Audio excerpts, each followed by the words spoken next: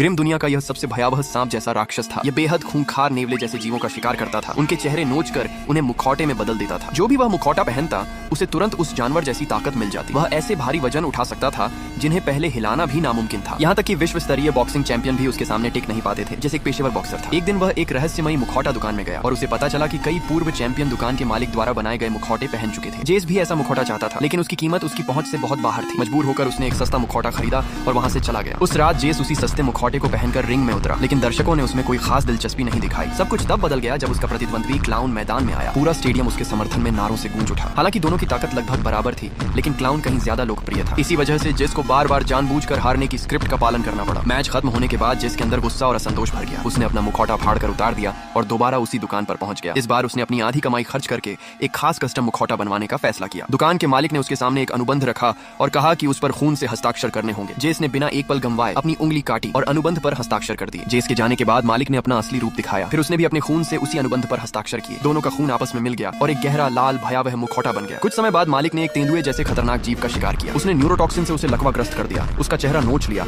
और काले जादू की मदद से उसे एक मुखौटे में बदल दिया। अगले दिन जेस अपना नया मुखौटा लेने वापस आया। जैसे ही उसने उसे पहना, मुखौटा उसके चेहरे से चिपक गया। उसी क्षण उसके शरीर में असीम शक्ति की लहर दौड़ गई। मालिक ने उसे चेतावनी दी कि इस मुखौटे का इस्तेमाल केवल लड़ाई के दौरान ही करे। अगर उसने इसे कहीं और पहना तो उसके साथ कुछ भयानक हो सकता था। लेकिन जेस ने उस चेतावनी को पूरी तरह नजरअंदाज कर दिया। जल्द ही उसका अगला मुकाबला आ गया। मुखौटे की शक्ति के सहारे उसने क्लाउन को आसानी से हरा दिया और देखते ही देखते सबका ध्यान अपनी ओर खींच लिया। मैच खत्म होने के बाद क्लाउन उसके पास आया। वह इस बात से आग बबूला था कि जेस ने तय स्क्रिप्ट तोड़ दी थी। उसने बदला लेने की धमकी दी। जवाब में जेस ने तुरंत मुखौटा पहन लिया और उस पर हमला कर दिया। उसके घूंसे इतने तेज और ताकतवर थे कि क्लाउन खुद को बचा ही नहीं पाया। लेकिन इसी दौरान जेस से एक भयानक गलती हो गई। उसने क्लाउन को मौके पर ही मार डाला और तभी मुखौटे की शक्ति उसके नियंत्रण से बाहर होने लगी। मुखौटा धीरे धीरे उसकी त्वचा के साथ पूरी तरह जुड़ गया। अब वह चाहे जितनी